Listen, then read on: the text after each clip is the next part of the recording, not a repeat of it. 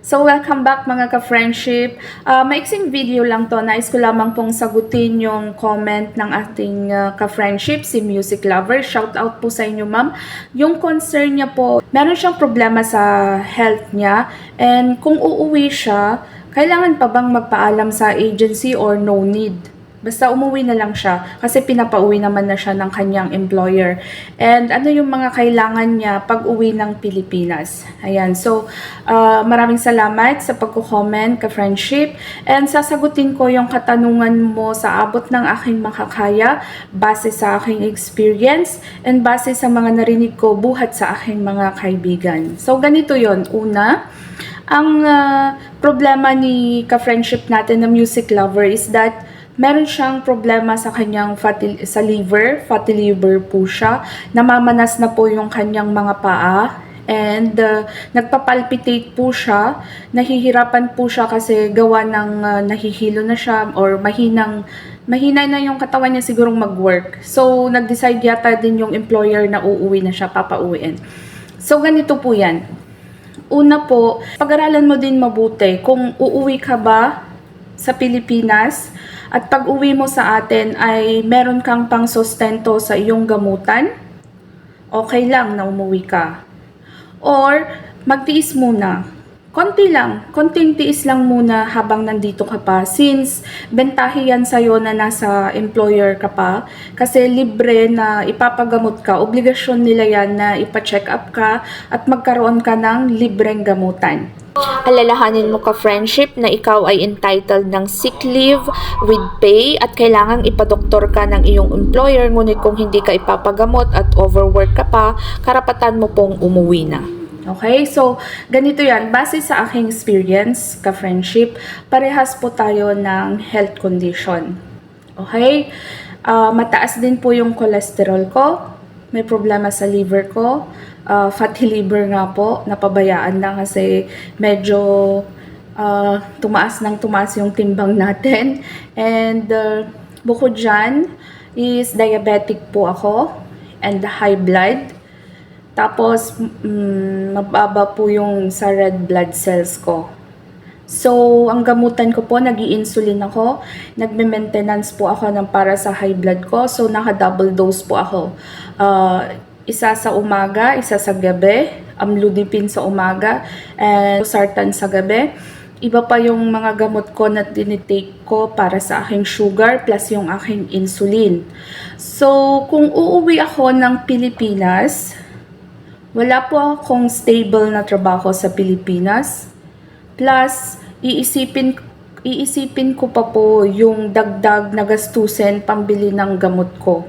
So, para po sa akin, bentahe na nandito pa ako sa aking employer kasi libre akong nakakakuha ng aking mga gamot monthly and nagpapa-check up po ako ng free monthly. So, ang gawin mo muna ka-friendship, kung ikaw ay makakapagtiis pa muna, stay ka muna sa iyong employer at kausapin mo na dapat magpa-check up ka sa health center at least monthly para makakuha ka rin ng free na gamot mo. Okay? And if hindi naman na talaga kaya and gustong-gusto mo na talagang umuwi, pag-isipan mong mabuti kung uuwi ka. Kung may pang-sustento ba tayo sa panggamot natin like monthly kasi magbe-maintenance ka. Kung namamanas na po yung paa mo is maaring mahina na po yung iyong kidney and nagre-retain na yung water sa iyong katawan kasi ang pamamanas ng paa isang senyales yan na hindi na maganda ang sirkulasyon ng iyong kidney. So dapat talaga magpagamot ka. Kailangan may maintenance ka. So, kung alam mo na ma-maintain mo naman yung gamutan mo sa Pilipinas, why not umuwi ka muna at magpahinga? So, yung tanong mo na kailangan bang magpaalam sa agency or hindi na, para sa akin, much better na i-update mo ang agency. Okay? Para po sa akin ka-friendship is mas mainam na i-update mo ang agency. Bakit? Kasi maaari silang makatulong like for example, kasi nga health problem yung problema mo, no? Maaring ayaw mo pa sigurong umuwi, pero kailangan ng katawan mo nang magpahinga kasi nga may nararamdaman ka na. So, if ganito yung cases, lahat ng medical record mo is dalhin mo doon sa OWA kasi maari kang humingi siguro ng assistance na pangkabuhayan. Kasi nga, ayaw mo pa namang umuwi siguro, no? Pagpalagay na natin ayaw mo pang umuwi at gusto mong tapusin yung kontrata mo. Pero nga, may nararamdaman ka na, kaya gusto mo munang umuwi sa Pilipinas para magpahinga. So, magpunta ka sa OWA at mag-inquire ka doon kung ano yung maaari nilang ibigay na assistance sa'yo. Kasi nga, galing ka dito sa Middle East bilang isang OFW. So, i-update mo lang yung agency mo na ganun yung gusto mong mangyari, umuwi ka muna. At kung pag-uwi mo sa Pilipinas, maaring magtungo ka sa OWA at magpa-advise kung ano ang assistance na maaari nilang maitulong sa'yo. Yan. So, sa amo naman, well, depende yan sa employer mo. Kung mabait yung employer mo, maaari niyang sagutin yung plane ticket mo na pauwi. Pero kung hindi, since ikaw yung magbe-break contract, kailangan mo talagang sagutin yung pamasahe mo. Yun yung medyo alanganin tayo, no? Kasi ikaw yung magbe-break ng kontrata mo, gusto mo nang umuwi, at sa kasamaang palad, ikaw yung may obligasyon ng ticket mo. So, mag-usap lang po kayo ng employer mo.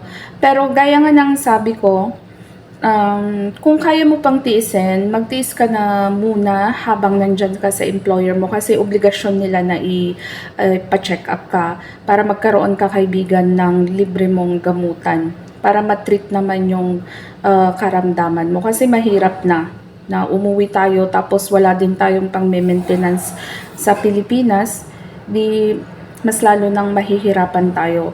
Pero yung sabi mo nga, papauwiin ka na ng employer mo, okay, mag-usap kayo ng maayos, i-update mo lang yung agency mo na ganyan yung sitwasyon mo dyan, and wala ka namang babayaran sa agency. Wala kang babayaran sa agency mo. Okay?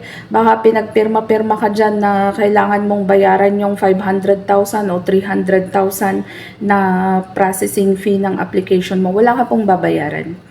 Okay?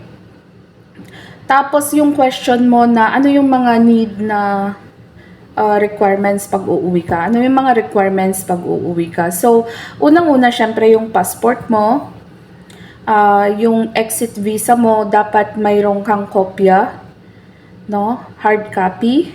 Yung exit visa na yan is ipaprocess ng employer mo. Sunod ay yung sa e-travel. Madali lang po yung e-travel, ma'am. Pumunta ka lang sa Google Chrome. Yung Google Chrome kung saan tayo nagse-search, no? Sa may Chrome. I-search mo doon yung etravel.gov.ph. Yun. Tapos may mag-a-appear doon na sign up, magsa-sign up ka. Kailangan po ay meron kang valid na email address. Tapos doon i-input mo lahat ng mga personal details mo. Yun, madali lang pong sundan mo lang po yung instruction hanggang matapos yung sign up mo and kalas you're ready to go. Yun lang po. Ayan, so maraming salamat sa iyong pag-comment ka-friendship. Panalangin ko na sana ay bumuti ang iyong kalagayan. And magdasal ka lang palagi. Mag-iingat ka din palagi at yun nga, maraming salamat sa iyong pag-comment. Naway mapanood mo ito ng kapulutan mo ng kahit konting idea. Maraming salamat. Hanggang sa muli.